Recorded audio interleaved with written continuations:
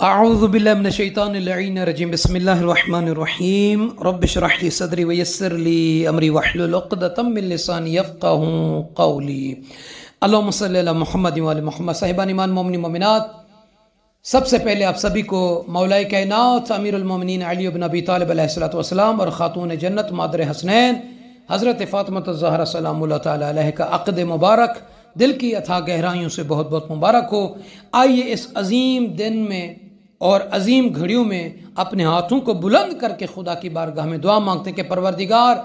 جن بہنوں اور جن بھائیوں کے رشتے نہیں ہو رہے، خداوندہ انہیں اسباب رشتہ عطا فرما۔ خداوندہ تمام بہنوں اور بیٹیوں کے لیے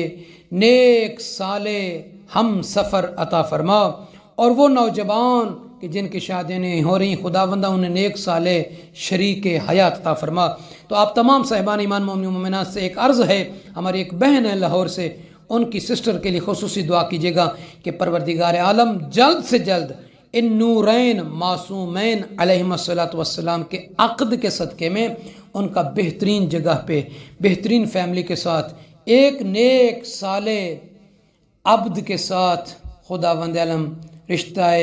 محبت کے ساتھ منسلک کرے اور ان کی جلد سے جلد رشتے کی جو ہے بات چلے، آمین یا رب العالمین۔ تو صاحبان ایمان، آئیے اس دن میں، مبارک دن میں، ایک بہترین عمل ہے ان افراد کے لیے کہ جو کہتے ہیں کہ ہمیں فقر، غربت، تنگی رزق نے مار دیا ہے۔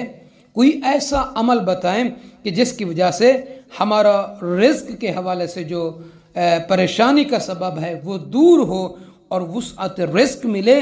تو شیخ قلینی علیہ الرحمہ نے ایک روایت نقل کی ہے کہ مدینہ منورہ میں ایک شخص جسے ابوالقمقام کہتے ہیں، سرکار مولا آقا امام جعفر صادق علیہ السلام کی بارگاہ اقدس میں ایک روز شرف زیارت حاصل کیا، اور شرف زیارت حاصل کرنے کے بعد وشقا الیہ،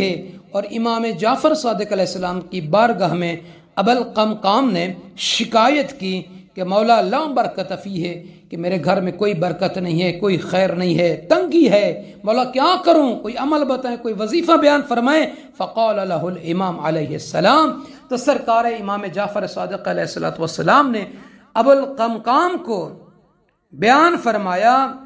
کہ فی نہایت دعائک بعد فریضۃ الصبح قل 10 مرات، امام نے فرمایا کہ اے ابوالقمقام، ہر فریضہ نماز کے بعد دعا میں یہ 10 مرتبہ کہا کرو، پڑھا کرو۔ کیا مولا؟ امام علیہ السلام نے فرمایا فقل، یہ کہو سبحان اللہ العظیم وبحمدہ استغفر اللہ واتوب الیہ واسألہ من فضلہ، سبحان اللہ العظیم وبحمدہ استغفر اللہ واتوب الیہ واسألہ من فضلہ۔